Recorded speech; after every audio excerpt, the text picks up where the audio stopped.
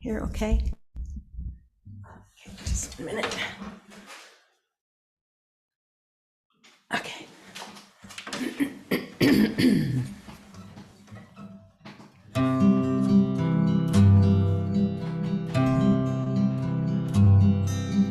Life is a dream, time like a stream carries our burdens away. Never despair, joys everywhere. Love can befriend you today. Free from all care, like birds on the air, soar above griefs and worries, seek joy and be gay. Often on earth, things of great worth, worldly ambitions defy. Sometimes a friend helps us ascend up from life's cares to the sky. Love is a star, the shining afar. It can guide us and help us toward light to draw nigh. Often on earth, things of great worth, worldly ambitions defy. Sometimes a friend helps us ascend up from life's cares to the sky. Love is a star, the shining afar. It can guide us and help us toward light to draw nigh. Love is a star, the shining afar. It can guide us and help us toward light to draw nigh.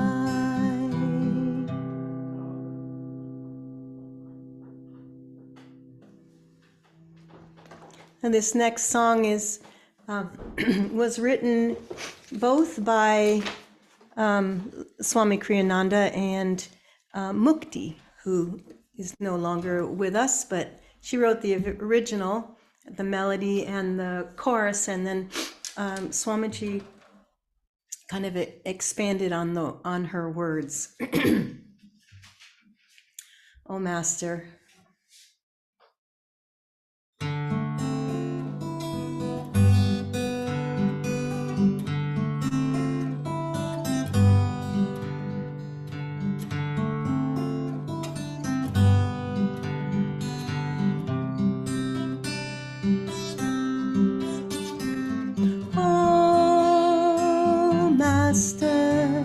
May thy joy fill our days.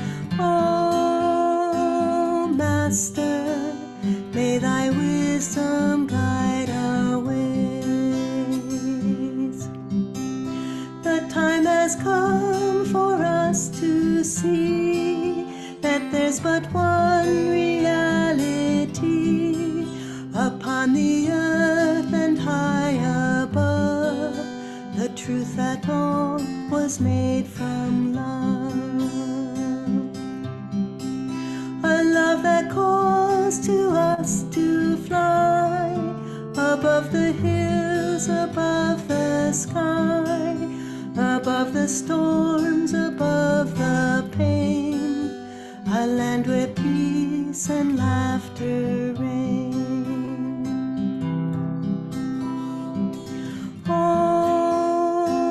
Master, may thy joy fill our days. Oh, Master, may thy wisdom guide our ways. Guide all our hopes and all our dreams, past every glow that only seems, into the light, the inner sun. into the truth that we're all one.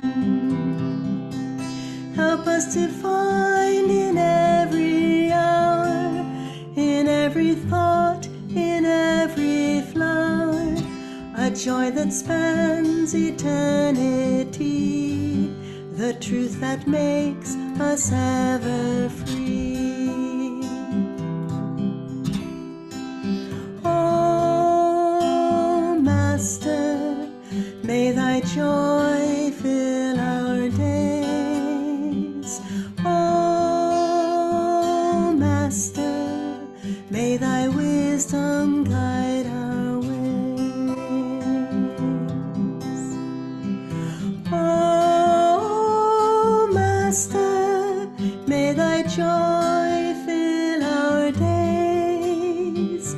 Oh, Master, may thy wisdom guide our ways.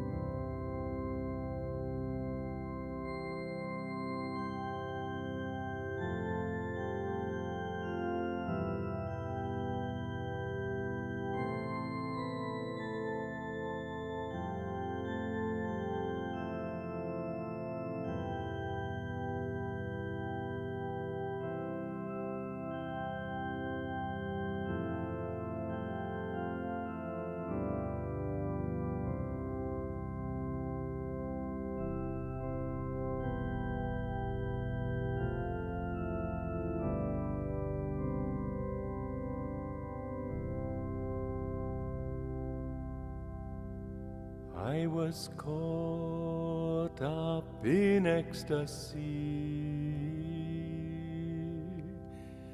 'Twas a day sanctified by God. There he showed me the truths of heaven, truths which all seeking him should know.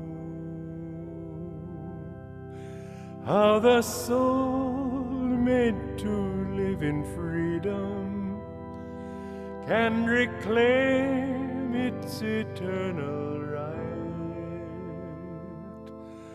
How the night, born of our delusions,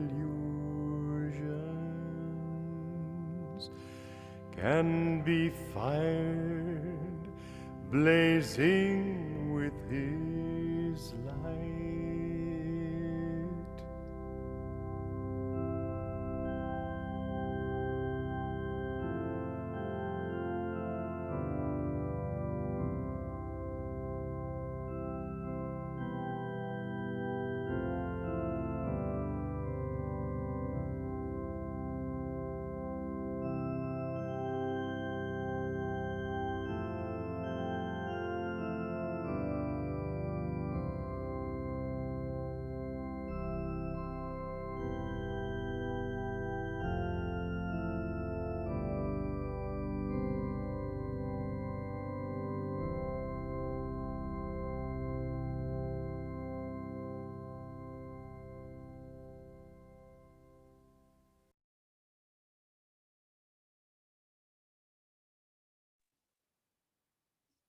Now we're going to prepare for meditation. So see that you're sitting with an upright spine. Spread the chest wall. Relax the shoulders. Close your eyes. Bring your awareness to your breath. And find a sense of spaciousness in the various chambers of the body.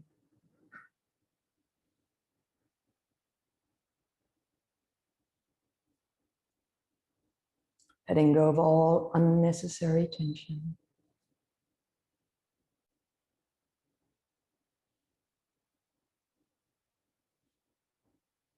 Cultivating a state of inner tranquility.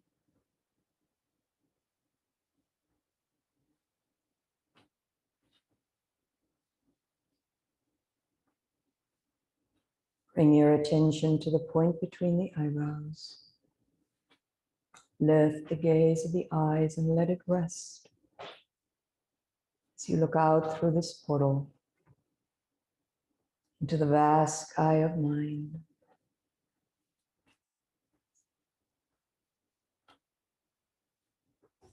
Letting the breath unfold as it does.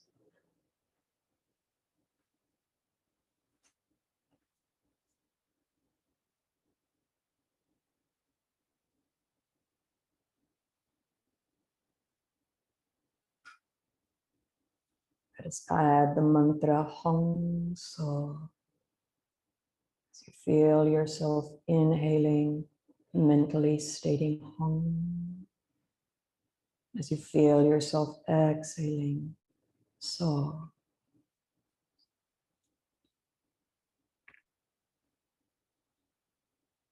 Every breath you take, Hong as you inhale, So as you exhale.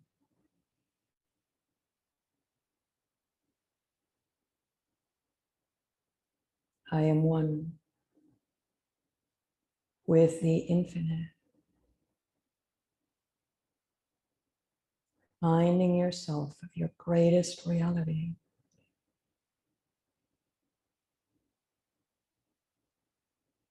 Your eternal self.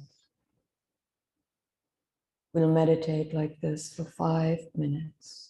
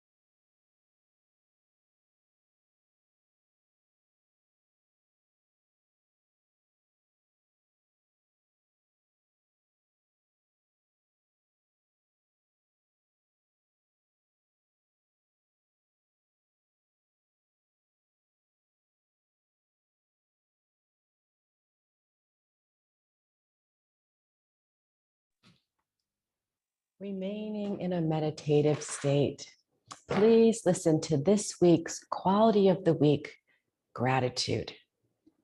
Gratitude is a way of returning energy for energy received. Only a thief takes without paying for what he gets. And one who accepts a kindness without returning gratitude as though the kindness were his by right demeans both the giver and the given.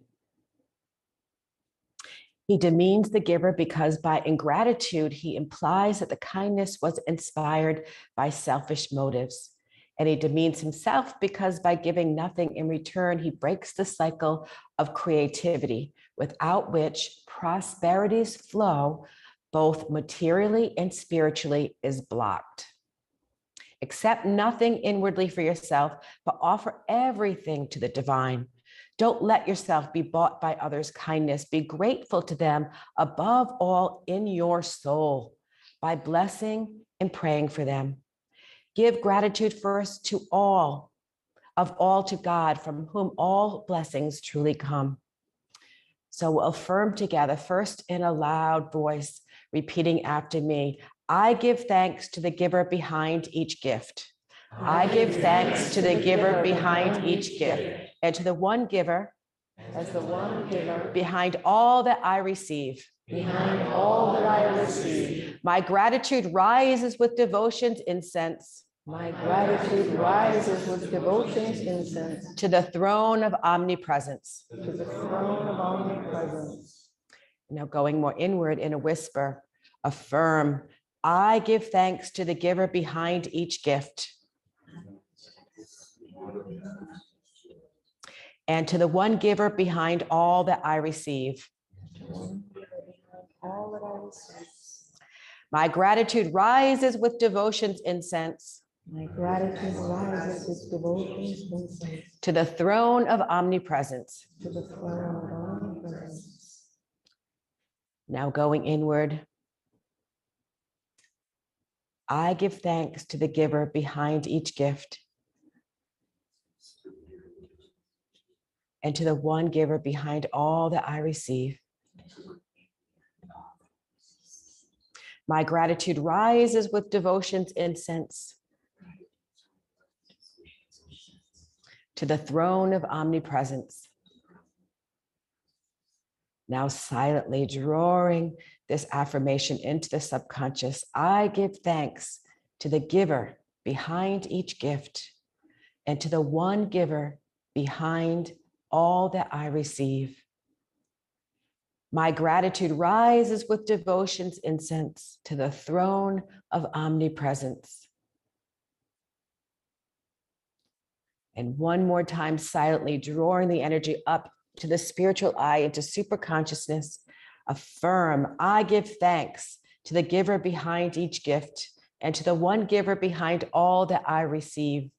My gratitude rises with devotion's incense to the throne of omnipresence.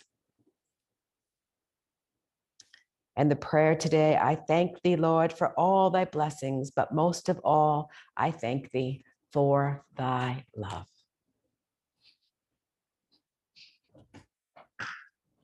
Now we'll have a reading from the rays of the one light.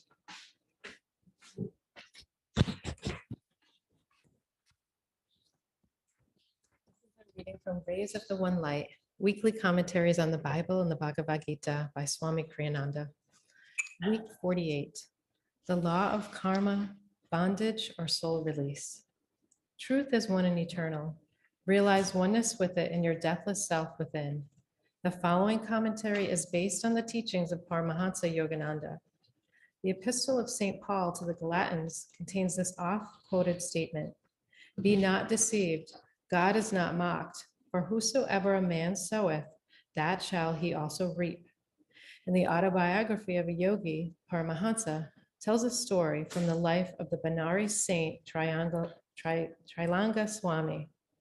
A skeptic once determined to expose Trilanga as a charlatan. A large bucket of calcium lime mixture used in whitewashing walls was placed before the Swami. Master, the materialist said, in mock reverence, I have brought you some clabbered milk. Please drink it. Trilanga unhesitantly drained to the last drop the container full of burning lime. In a few minutes, the evildoer fell to the ground in agony. "Help, Swami, help," he cried. "I am on fire. Forgive my wicked test." The great yogi broke his habitual silence. "Scoffer," he said, "you did not realize when you offered me poison that my life is one with your own. Except for my knowledge that God is present in my stomach, as in every atom of creation, the lime would have killed me. Now that you know the divine meaning of boomerang, never again play tricks on anyone." The well-purged sinner, healed by Trilanga's words, slunk feebly away.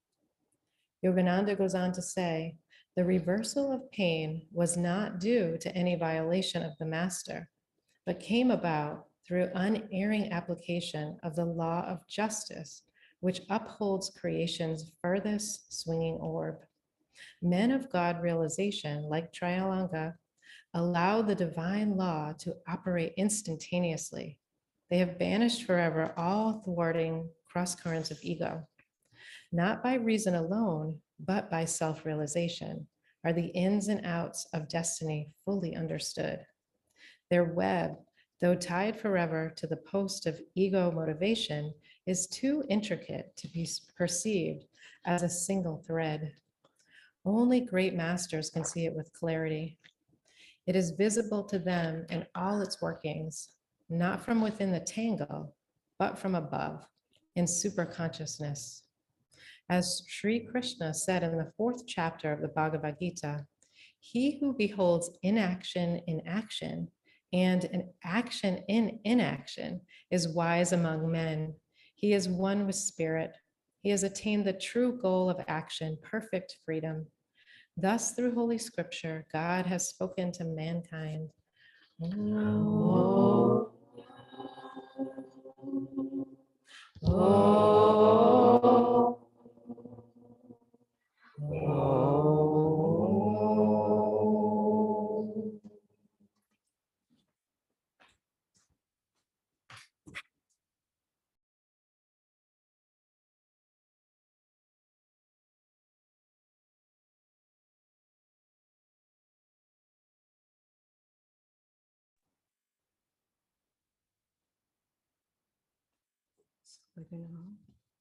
Hello to the late arrivals. Good to see you. And to any newcomers that are joining us today also. And if you're new joining us online, we welcome you too. We're going to have a reading from Whispers from Eternity by Paramhansa Yogananda.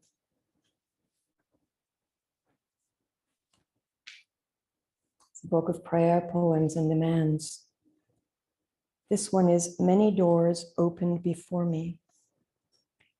Many doors opened before me at the dawn of thy coming. O Lord, the very earth shone with life when thou camest. The very ground on which I stood thrilled me because of thee. Everywhere dumb matter spoke to me, spirit resurrected by thy touch. All living things swayed in the incense breeze of thy approach, hinting at thy perfume of bliss. Thy sanctuary of omnipresence was long hidden in the darkness of my indifference. Now in the revealed courtyard of thy temple, I find thy fountain of joy gaily bubbling. With uplifted palms of craving, I catch and drink from the vital waters of thy solace. Lord, I know now that I shall thirst nevermore.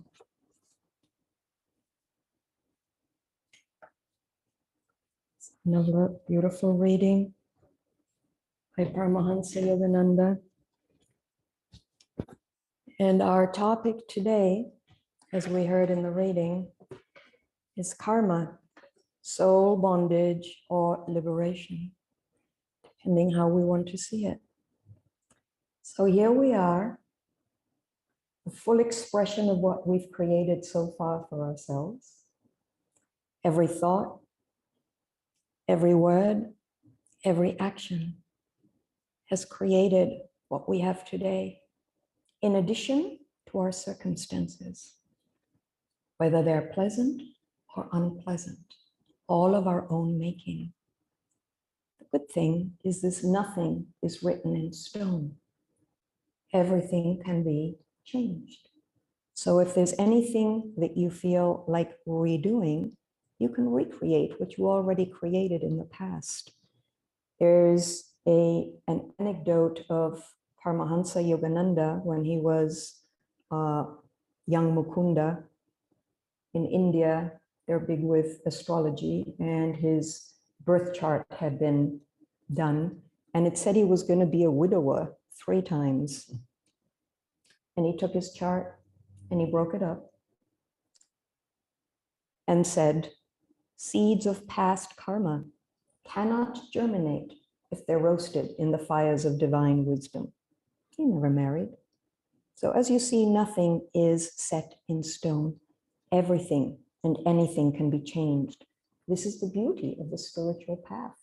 If we don't get it right one time, we can try again and again, over and over and over, until we achieve our desired goal.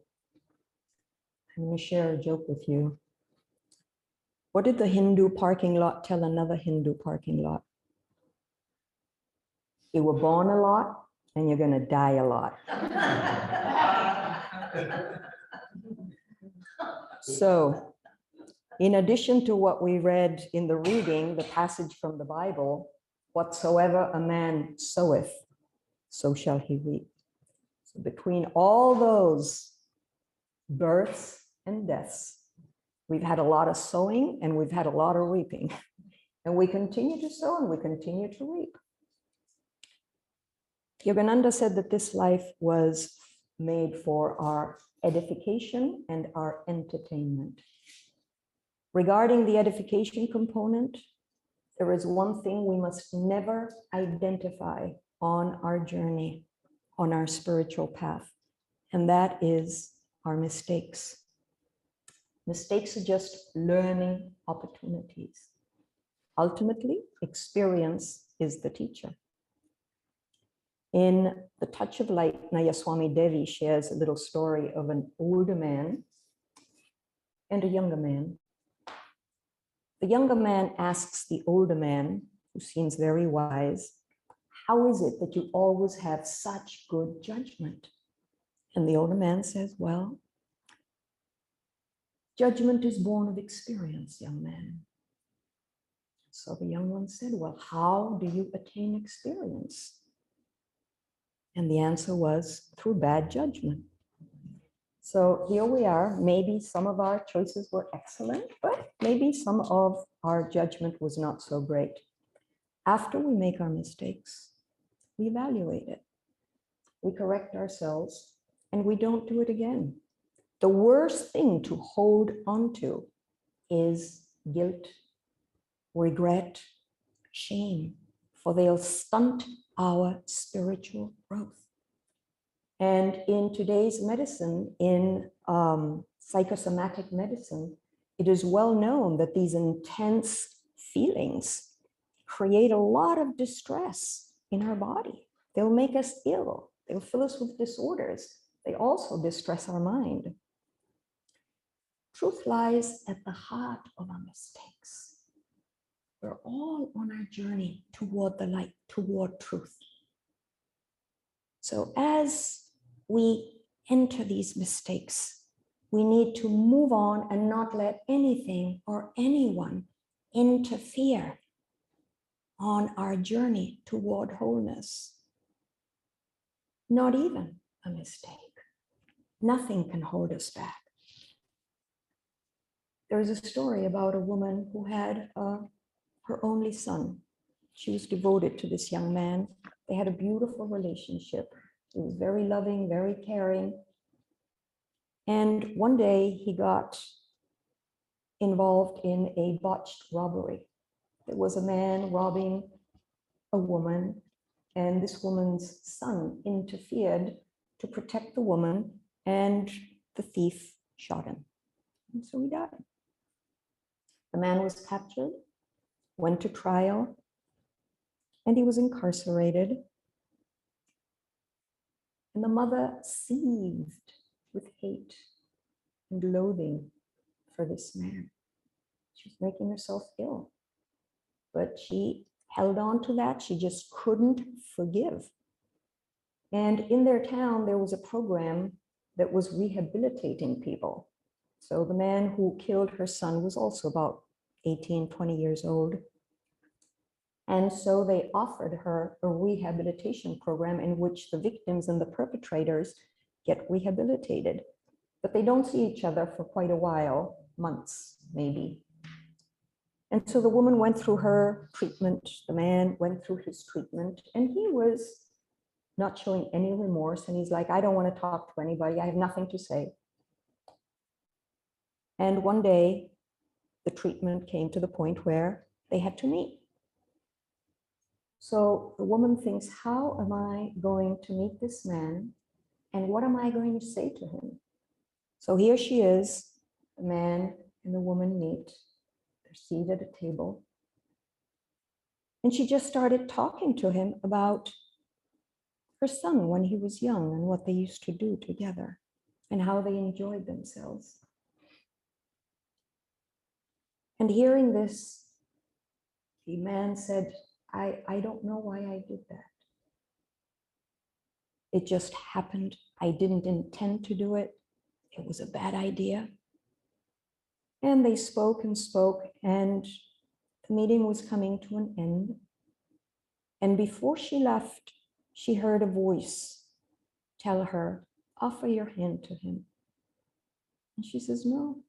To that voice, she says, I can't do that. That's the hand that took my son's life. And the voice said again, offer your hand to him. She bowed her head, she prayed. She said, I may not do this, but God can do this. And she put her hand out. And the man reached for her hand, put his forehead to those clasped hands and sobbed and sobbed and sobbed. So here we see how people are learning karmic lessons, difficult, horrific karmic lessons. But she freed herself. So did he. He showed remorse, he showed regret. And this is how we go. Our tests are our tests. Do we want to ace them and move on, or do we want to be stuck and refuse the flow of life? All our desires, thoughts, and deeds put an energy in motion. And that energy, by law, has to return to us in the same way we generated it. This is the essence of the law of karma. The law of compensation and retribution. Once there was a disciple daunted by the endless interactions of karma, and he asked his guru, does even a desire for an ice cream cone create karma? And Yogananda said, yes.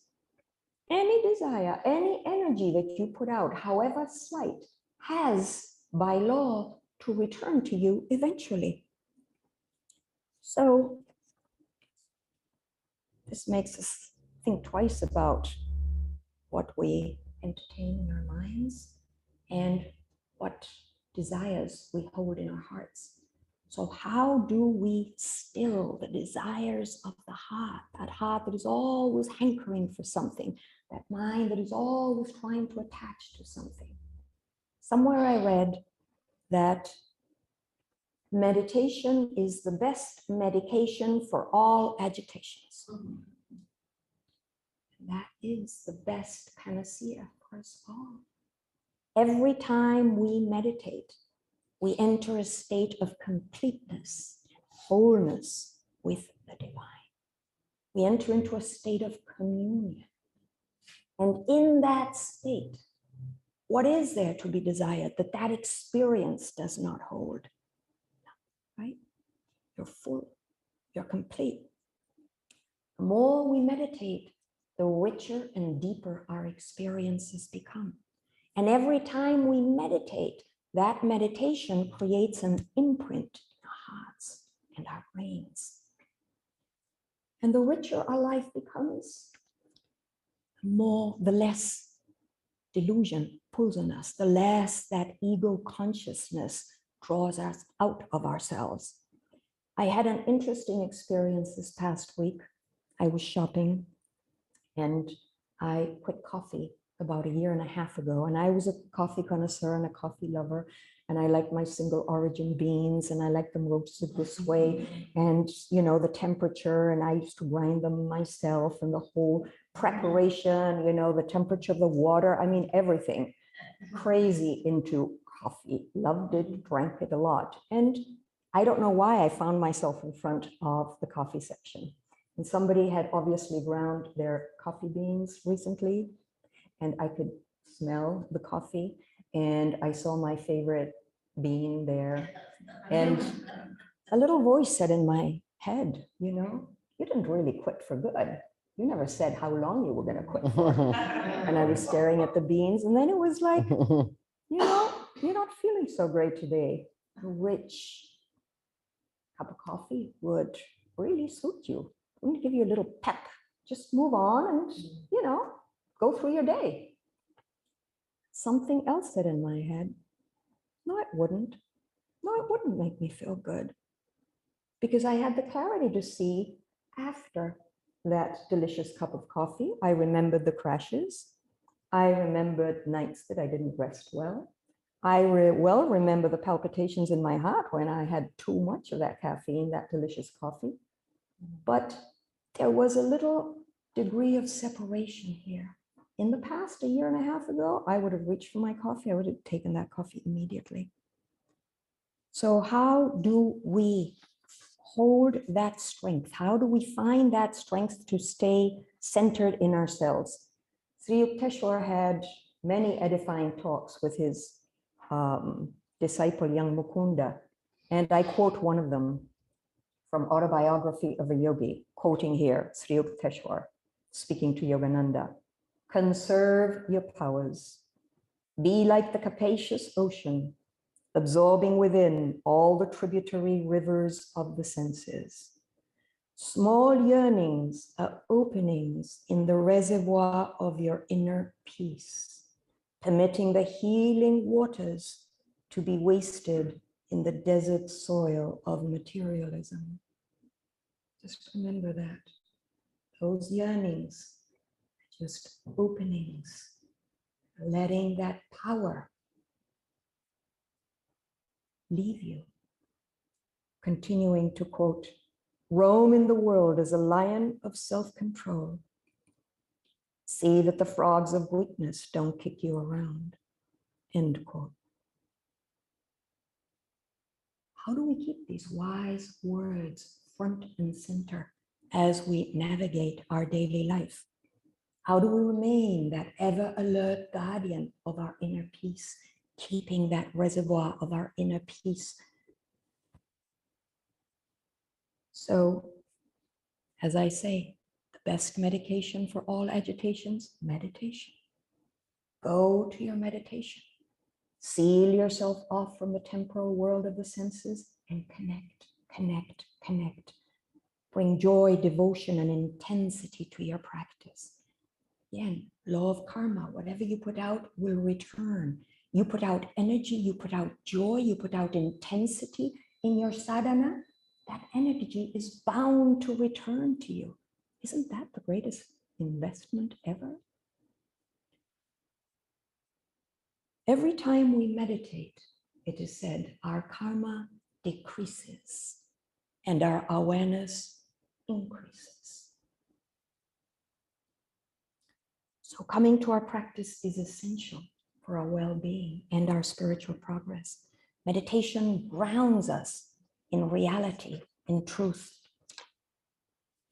It is said that the greatest suffering comes from not knowing who we truly are.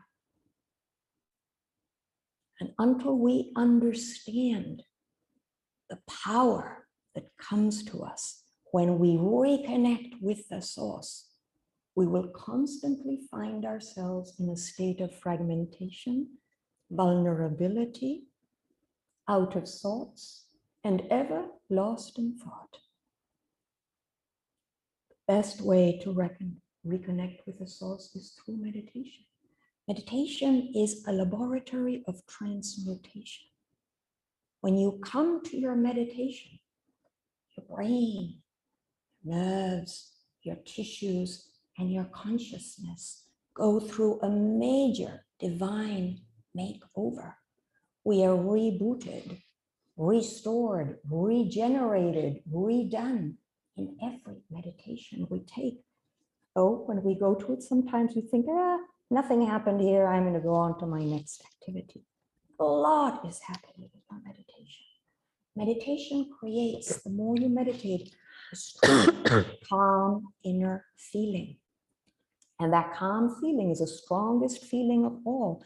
It'll hold you when your reactive emotions want to respond and react to your likes and dislikes.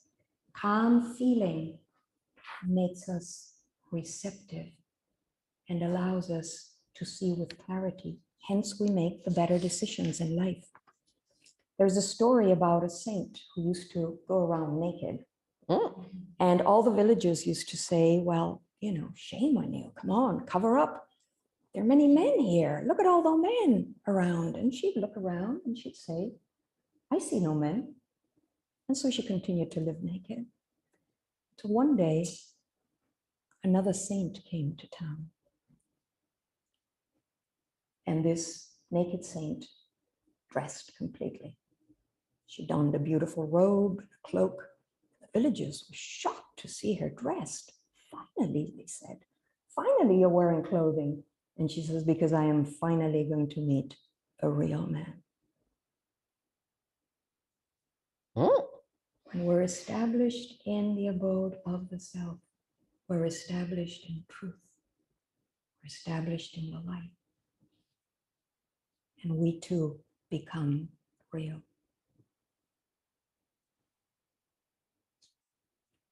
On our journey, we can always seek the help of the gurus. The gurus are there to help us constantly. But they work in different ways. Each guru has his own way of addressing and assisting their disciples.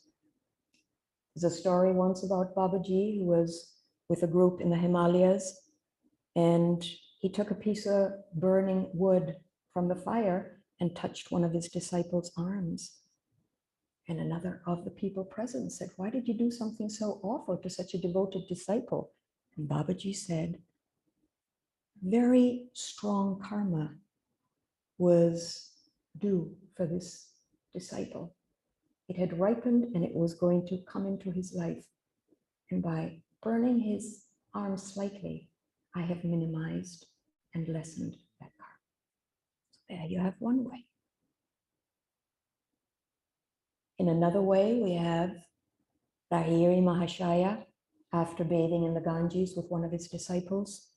He's walking home and he tells his disciple, tear a piece of cloth off your dhoti. And the disciple didn't understand what he meant and he kept walking. A few steps further, a brick fell off an overhead terrace and grazed Lahiri Mahashaya's toe. It was bleeding. So Lahiri Mahashaya pulled off a piece of cloth from his dhoti, binded his toe. And the disciple said, if you knew that was going to happen, why didn't you avoid it?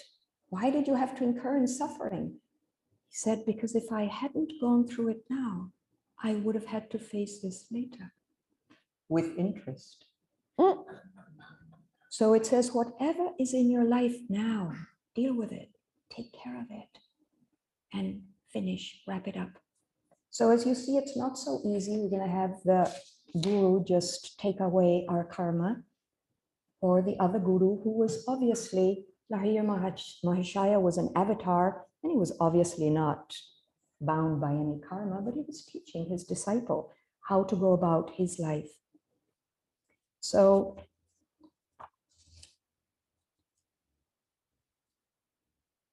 there's another Native American saying that says, Everything in life comes to you as a teacher. Learn quickly and move on. So what are we sitting with in our lives now? What are the situations, the circumstances that we've created, perhaps in a distant past, in a very distant past, that we are facing now? We never know when karma is going to mature and come into our lives. So do we want to ace that? Do we want to face it? Do we want to learn the lesson and move on? And we can do that regardless of what is in our life. Otherwise, we keep creating mountains of further karma for ourselves. Self-inflicted karma, all our own. So if we've stepped away from our meditation practice, maybe this is a good time to refresh, to deepen, to recommit, to go back to a practice that will help you lighten your karmic load. And if you still have those hankerings, those desires in the heart, offer them to the divine. Give them to the divine. After all, that is what our heart is truly yearning for. Always has and always will until we get to destination. All we truly want is ultimate freedom in God. So go for that. And don't keep selling yourself short.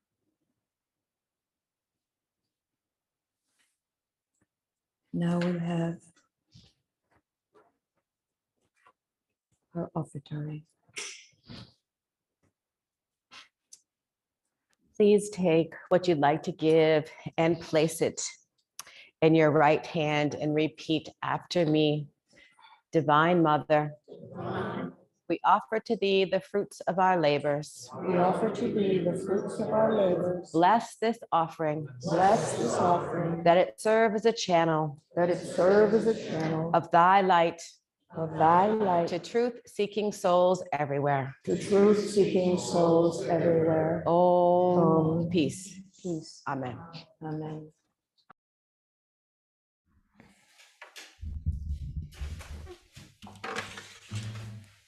If you're seeking freedom,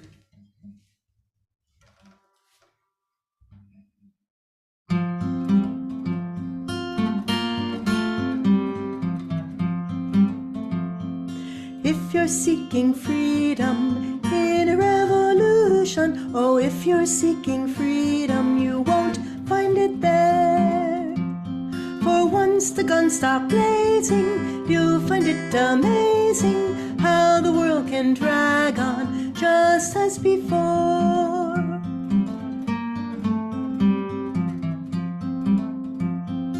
If you're seeking freedom in a marble mansion, oh, if you're seeking freedom, you won't find it there. For even when it's sunny, you'll be counting money, keeping up that showcase, your face lined with care.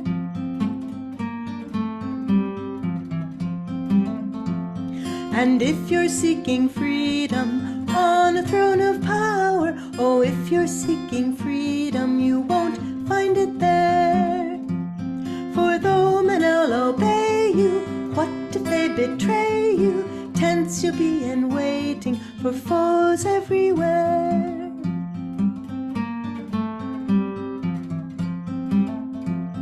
But if you're seeking freedom, cast away desires, why barter like a beggar? You've wealth everywhere. For never can you buy it, grasp and you deny it. Freedom can't be hoarded, it's free as the air.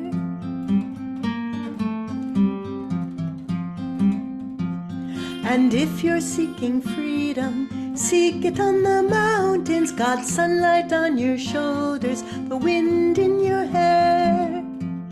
For there's no one can hold you, boss about or mold you. Once your heart is free, you'll be king everywhere. For there's no one can hold you, boss about or mold you. Once your heart is free, you'll be king everywhere.